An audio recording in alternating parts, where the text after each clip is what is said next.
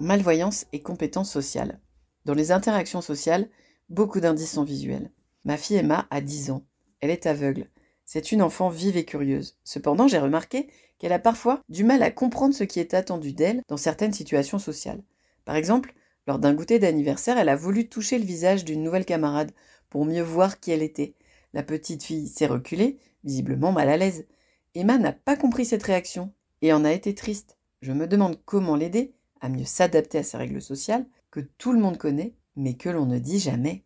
Que sont les habiletés sociales ? Communiquer et interagir avec les autres nécessite des compétences, aussi appelées habiletés sociales. Elles sont nécessaires pour savoir comment se comporter avec les autres, ce qui se fait ou ce qui ne se fait pas selon les personnes avec qui on est. Par exemple, avec un membre de sa famille, on peut avoir un langage familier, être proche physiquement, le tutoyer. Mais on ne se comporte pas de la même façon avec un professeur avec qui il convient de prendre plus de distance et de montrer plus de respect.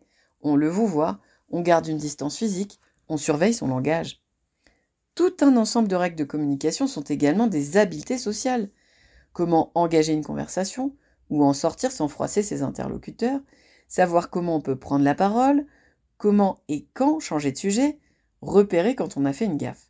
Ces compétences ne s'apprennent pas à l'école, ni même explicitement par l'entourage. Ce sont des habiletés qu'on apprend généralement par l'expérience, en observant les comportements et les réactions des autres. Les conséquences de la malvoyance sur les interactions sociales. Pour comprendre les interactions sociales, on utilise des indices dont beaucoup sont visuels.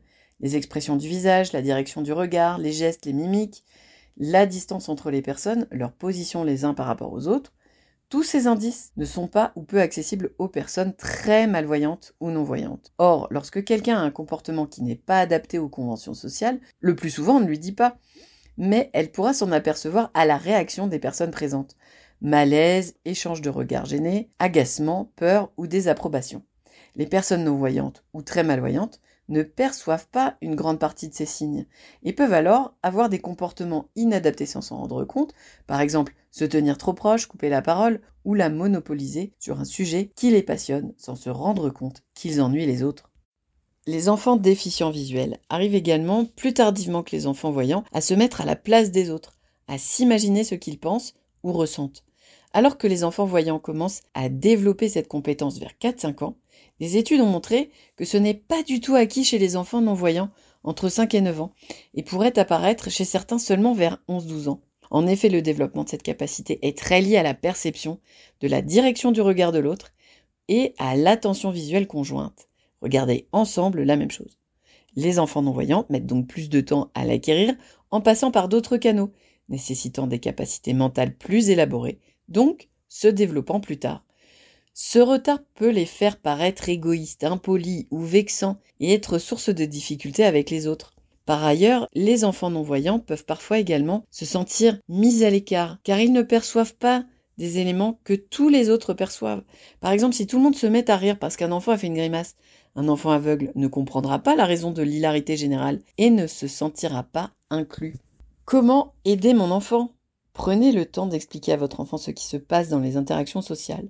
Par exemple, si quelqu'un fait une blague et que tout le monde rit, vous pouvez lui dire « Paul a fait une imitation de son père, c'est pour ça que tout le monde a ri. » Ou bien « Ta camarade a l'air mal à l'aise quand tu approches autant ton visage du sien. » N'hésitez pas, si vous le pouvez, à lui expliquer les règles que vous connaissez ou que vous avez repérées. On fait des pauses régulièrement dans une conversation à plusieurs pour laisser la place aux autres d'intervenir. On ne tutoie pas la caissière du supermarché.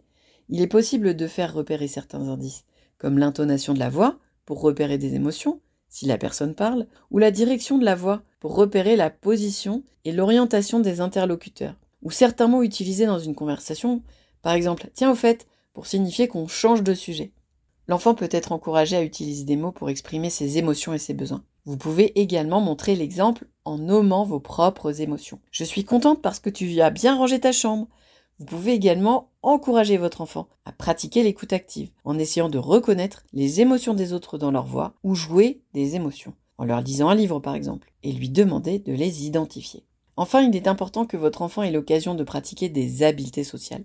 Vous pouvez organiser des jeux, des activités avec des amis ou des camarades de classe en restant prêt pour le guider si nécessaire. Le rôle des professionnels. Des professionnels comme les orthophonistes, des psychologues ou des éducateurs peuvent travailler avec votre enfant pour renforcer ses habiletés sociales. Les compétences sont alors travaillées de manière structurée et progressive, souvent en groupe. Ils peuvent par exemple proposer des jeux de rôle pour enseigner les conventions sociales ou des exercices d'écoute pour décoder les émotions dans la voix.